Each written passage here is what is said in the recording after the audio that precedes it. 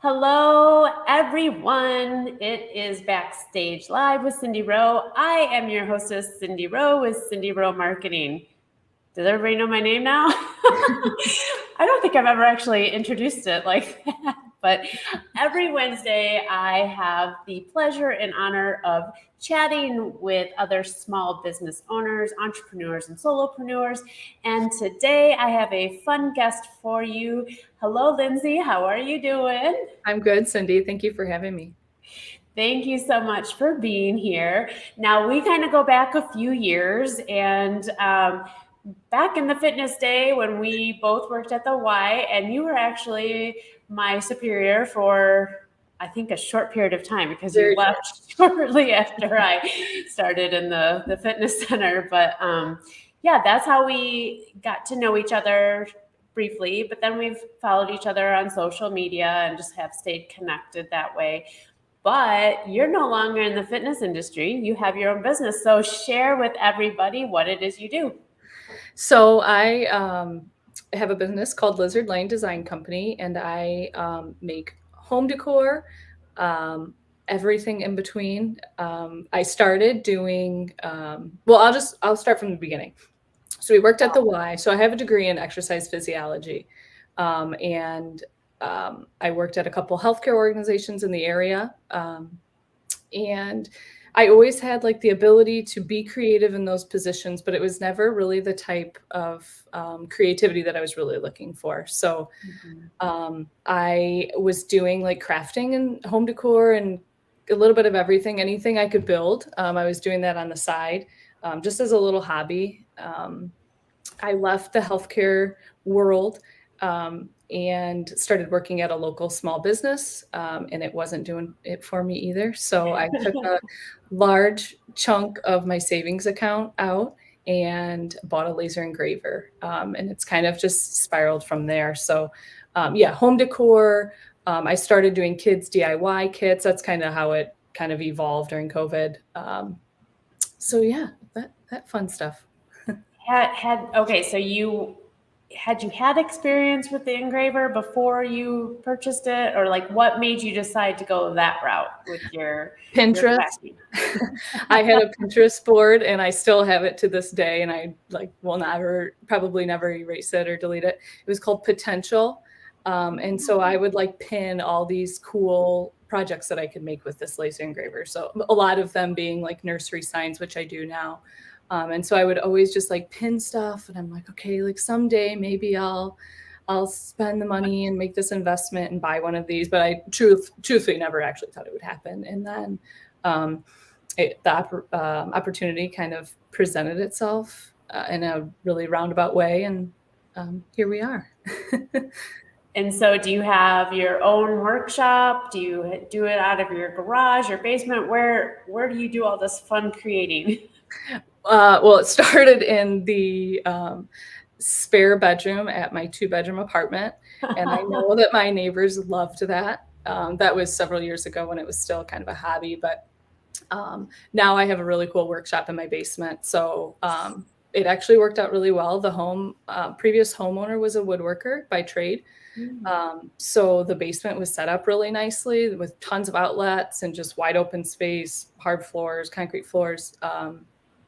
So we transformed one of those spaces into my workshop, like with the wood and the sawdust and all that. And then across the hall, I have a space with like my glow forge, which is the laser engraver. So kind of keep the dust away from that. So Yeah, so I guess so knowing that you were kind of on the side on the hobby, you were creating, were you doing a lot of with the woodworking, and did you have like this learning curve of how it was all gonna, work out? Or like, I mean, because wood is expensive, yeah, especially since COVID, right? So like what what did you have to learn? What was that process like to get to that point? all of it. I didn't like grow up with a woodworking background. Like I know my parents are both pretty crafty. My dad is kind of a do-it-yourselfer. He refuses to like pay anybody to do anything for him. He'd rather go spend $1,000 on the equipment and do it himself when he could have just paid somebody to do it. But Mhm. so I get truthfully like the internet. I've learned most everything from the internet or trial and error. I've wasted a lot of materials over the the last couple of years. Um, and honestly, taking orders, like any random order at the beginning, I don't do it as much now just because I've kind starting to hone in on what I do. Uh, Mhm. but like taking the orders where I'm like, yeah, I can do it. Okay, now I have to figure out how I'm going to do it. Um, Yeah. so just kind of putting myself in those positions. And yeah, I love it. yeah. And we have a guest, Laura. She was a previous guest on the show. She says Oh, cool. hi. I don't know if Hi, you know Laura. I Laura. can see it. She's the owner, one of the co-owners of Salt and Soul. So thanks for joining us, Laura. We appreciate that. Um, so when did you decide, or how did you make that decision to go all in, making it a business rather than a hobby? Because I feel like there's that, you know, stage of, I don't know, what if not, like all those questions that we have, the fear, the doubt. Um, what was that process like for you to say, yep, this is what I'm going to do? Full transparency. So I was working at that local business, and I'm not going to go into details as to who that was. Um, it when I took that position, I gave up like my career, my exercise physiology career, thinking that this new job, which was completely unrelated to that, would maybe be the last job I would need, meaning I would work there until I retired. And it was anything but that. Um, so I was raised differently than this, but I weighed out my pros and cons of staying there, and my pros list was about this big, and my cons list was about this big. Mhm. And so I turned the page and wrote a letter of resignation and drove to that place at 6 a.m. with that note and put it in the door and never went back. And I was unemployed. I didn't have, I was like, what am I going to do now? So that's when I took out most of my savings and found a woman in Madison who was selling her Glowforge. And we drove there on Valentine's Day. And I handed her all of my money. And I bought my Glowforge. And yeah, that's kind of how it evolved. So Wow. it's a Thank you little for being transparent and vulnerable and sharing that story, because it's hard, it's scary, very scary. to take that leap, and it sounded like you were in a position where you just were not satisfied, you were not fulfilled, and too often I think we get stuck in that, well, but what else am I going to do? I don't have Yeah, any other options or whatever. And, you know, it's almost, you bet on yourself. And I applaud that. You yeah, thank you. figure it out. And just like with some of your orders that have come your way, you're just going to figure it out. And I think that that's a true entrepreneurial spirit. We just figure it out, Yeah, right? yeah, that's yeah. You always figure it out. That's always kind of my Yeah. my motto. I'll figure out how to make it work. Just But don't give up. And perfect. you learn. You live and learn from your mistakes. So, and Pearl's Exactly. Patches is joining in on us too, and she says, "Yeah, I can do it. Now I have to figure it out and how to do it." She's like, "I get those requests too." So, Well, that's how you learn, though. I feel like. it's wonderful that you know that you're not alone in how you Right. run it too. Yeah. So, we all kind of figure it out and go through, and yeah, Make it work. we'll learn, we'll make a mistake, but Mhm. we'll be better for it. And a lot of the hurdles that we've had to overcome usually bring us to a place that we didn't even envision in the first place. So Yeah, I would say so. so besides the learning all the woodworking and stuff, what's other hurdles that you didn't foresee, I guess, starting your own business that you can share with us?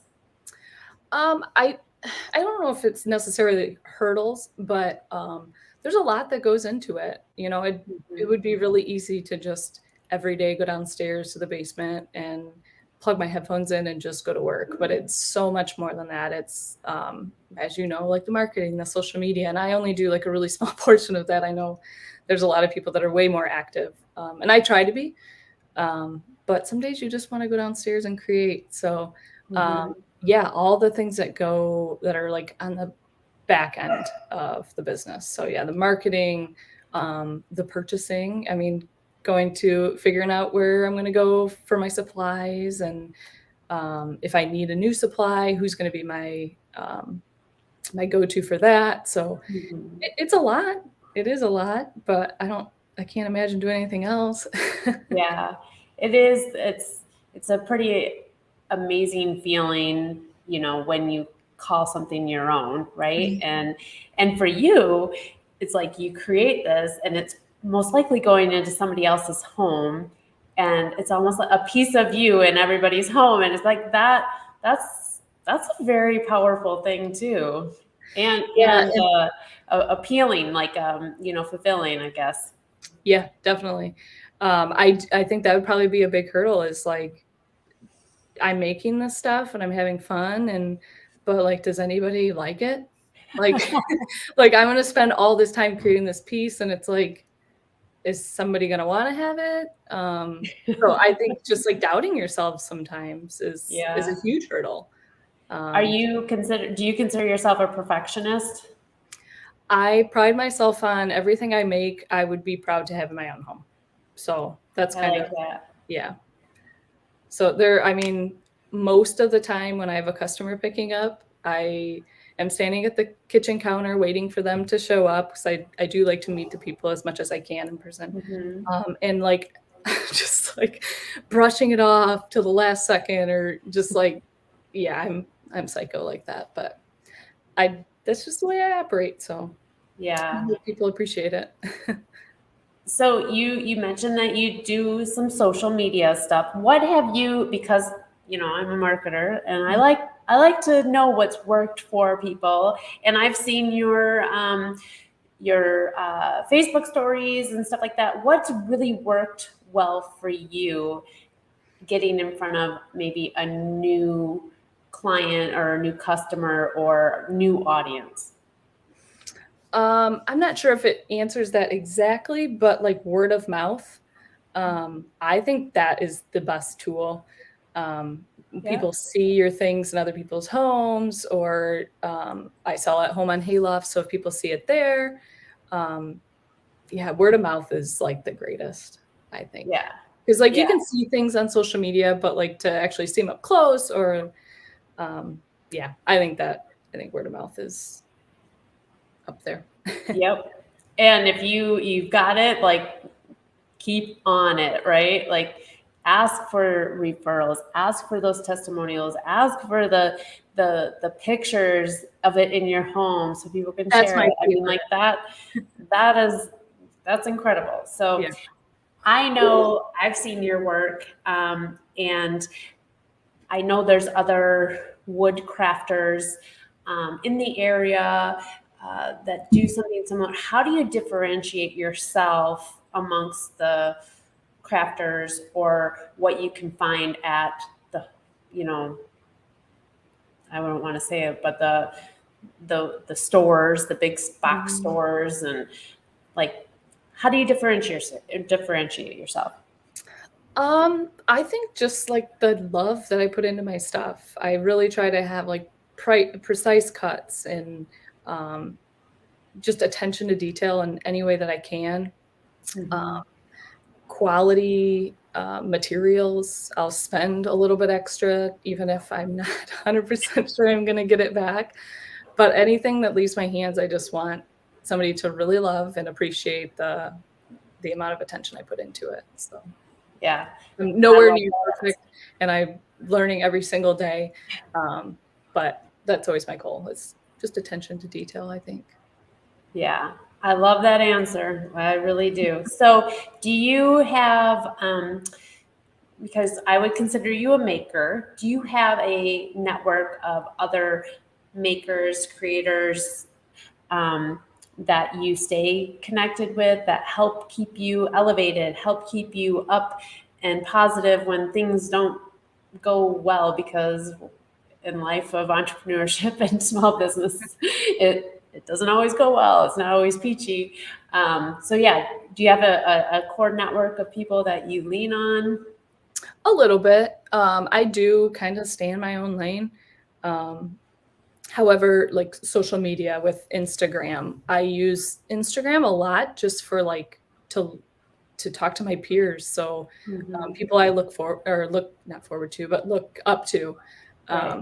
seeing their work and just being inspired by that. It's I think Catherine touched on it a little bit, Catherine Urban, that it's kind of Mhm. a lonely world, and it Yeah. is. But yeah, Instagram, I talk to a lot of makers across the country, some in Canada. So just kind of bouncing off ideas off each other or seeing what they're doing and challenging myself. So That's great. mhm. How about success? Like, what does success look like for you in your business?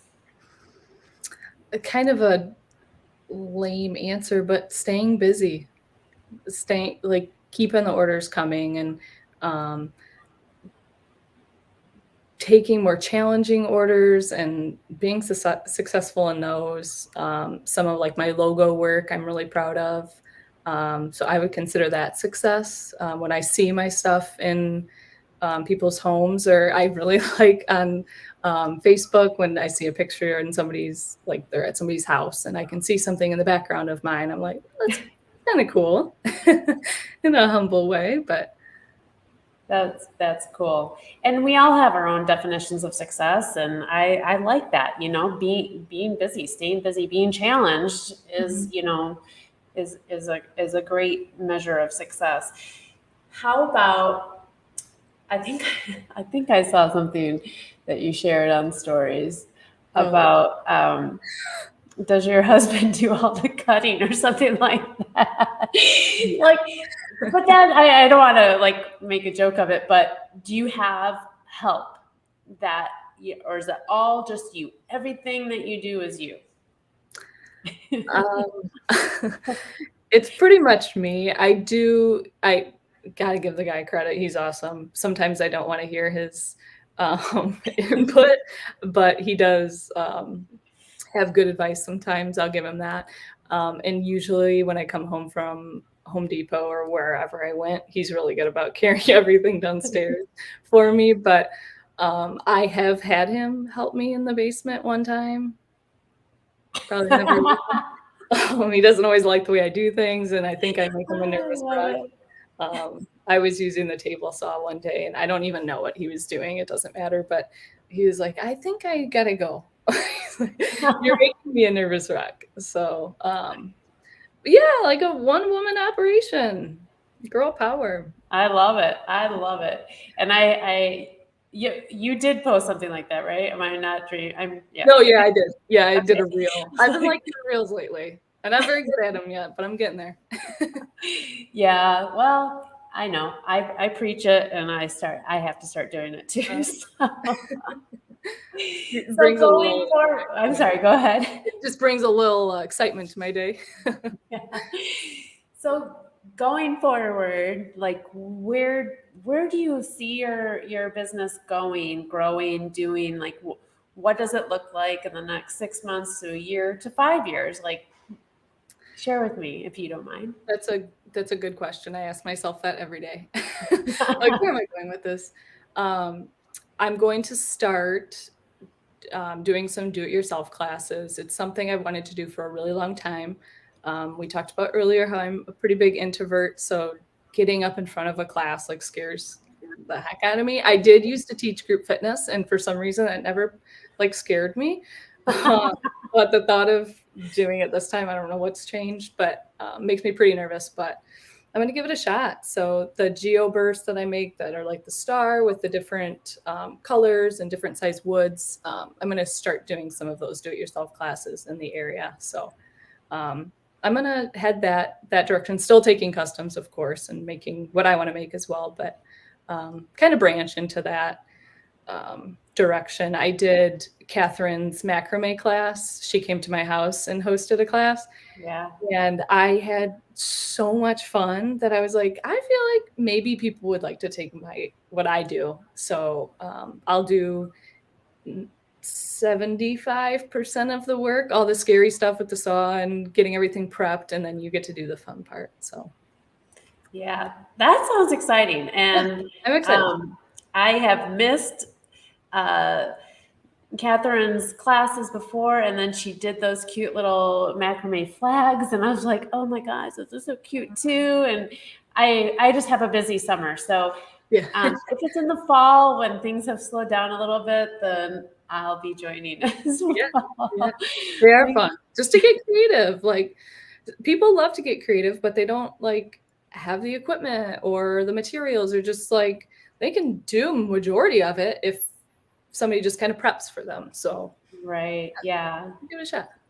So we have somebody that says hello, and then they are also asking what's your business. They just hopped on. So share your business one more time. A Lizard Lane Design Company, and I do home decor, like we were just talking about, doing classes in the area, a little bit of everything, it seems. I don't turn very much down. So where did you get your name, Lizard Lane? So Lindsay, of course. My roommate in college called me Lizzie, and then it turned into Lizzie the Lizard. And then like everybody called me Lizard, including my husband. And so it's just a play on that. I've thought about rebranding because I'm like, it doesn't exactly say what I do, but I don't know. I kind of dig it. It's unique. Yeah. So I'm gonna go with it. I say stick with it. I think it's fun. And I always remember it when I go to search exactly. So it's a memorable one. And I know you, so that might make it a little bit easier. Sure. I have another question that just came to me. So for those people out there that have a hobby and they're considering making it into a business, what's a piece of advice that you would give them now that you've gone through it and you've been in this for a while and seen the success? So what kind of advice? Go for it. You can always, I feel, well, especially now with the current climate, there are jobs everywhere. If you just need a job to make ends meet until you can figure out what you're going to do, there's so many jobs. I say go for it. Life's short. You can figure it out later if it doesn't work, but go for it. Yeah. And I will say hands down yes to that, because you're just going to have regret. It's going to be well, what if if I didn't do it, you're going to, as they say, laying on your deathbed, you're going to remember all the things that you didn't do and reflect back, and you don't want to have that regret of, it was just a hobby. It was just a hobby, But the mindset shift that you had to make from hobby to business, right? Like making it more of a focus, because now this is where your money's coming from. Like, how was that for you? Was that easy to get to, or? Yeah, no, it was not easy. It's very difficult. Every single day it's difficult when I'm like, oh, I should mow the lawn or do the dishes, even though I don't really like doing any of those things. You just trying to prioritize your work over what you really want to do, especially when you work in the house. Some days I wish that I rented a space somewhere just so I could get away. I do think I'd be way more productive. But at the same time, like, it's really nice on a weekend to just pop down there for a couple of hours, or 7:00 at night, we're watching TV and I'm like, oh, I should do XYZ, and then I can just run down there. So there's pros and cons to both. The discipline is difficult. I've done a little bit better than I anticipated, but still, I mean, we could always improve on that. So Yeah. And I think, when I started my business, it was, my biggest hurdle was getting clients right at the beginning and staying busy, and networking was like, that was all, like, that's how I grew. my business was through networking. And then I was working at home and I was doing okay. But just like you said, it's like, oh, the dishes. I'm not like, oh, the dogs want to play. Oh, They miss me.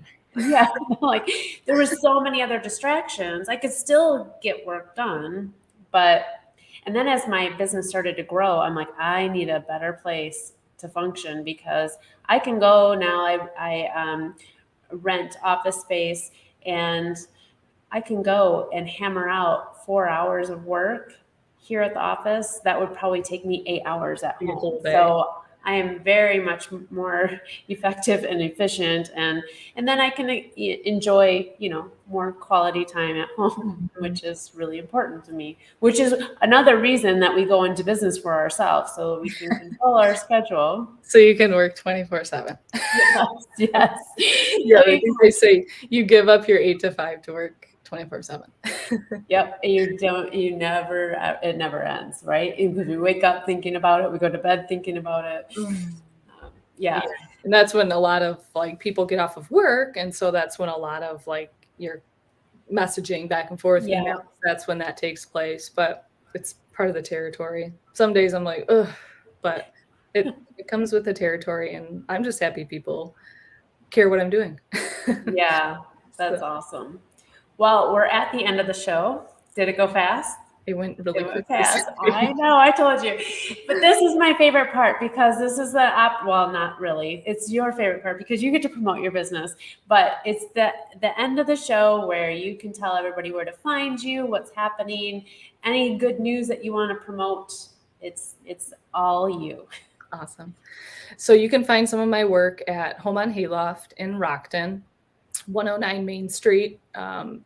That's Alex Kroll's business. She was kind enough to, I work there also part-time, but that's where I sell some things. And then she does her barn sales 3 times a year. You can check out her page and you can see when those dates are. There's several other artisans in the area that sell their things. So highly recommend stopping out there. And then, yeah, you can reach me on social media, seems to be the easiest. There's a forum on my website as well where you can inquire about projects or customs or what have you. So, yeah, that's about it.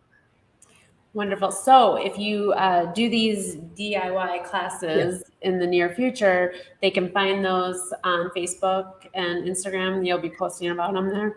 Yeah, so we're gonna do a little guinea pig run with Alex from Home on Hayloft. Her and her girlfriends are gonna do it. So after I kind of work out all the kinks and make sure my idea can come to fruition, I'll be posting that on social media and creating event pages and that sort of thing. So I'm really excited. Wonderful. Yeah. So go and follow her if you are not following her right now, so that you can be completely in awe of her work, for one, and updated when she has these awesome classes that come out if you are local. So I've enjoyed the conversation. I've enjoyed watching you kind of blossom a little bit as far as, seeing you here and there and everywhere with your creative skills. And I so appreciate you being on the show today. Thank you. Thank you, Cindy. I appreciate the opportunity. And yes, I did have one more question, and I even wrote it down because when you're talking, so I won't forget.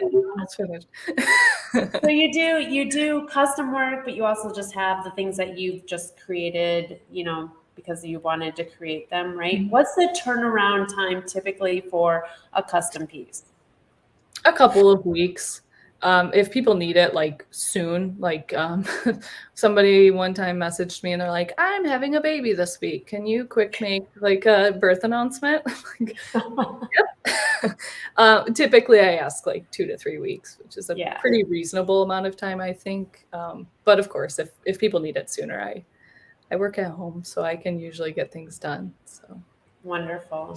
Yeah. Well, thank you again so much, everybody. Please check her out and say hello to her if you follow her, comment or like one of her posts, and let her know that you're new to her page. So it was a pleasure talking with you today. Thank you for your time. Thank you, Cindy. I appreciate it. And before we head out, I just wanted to let everybody know that I am taking the month of July off on Backstage with Cindy Rowe because, as some of you know, I am getting married and it is crazy time. So, but I will be featuring past women episodes all throughout July. So please, if you have not checked them out, tune in and watch them again or for the first time. But we will come back in August, and I have some exciting guests already lined up. So we'll see you then. Bye, everybody. Thanks for joining us. Thank you.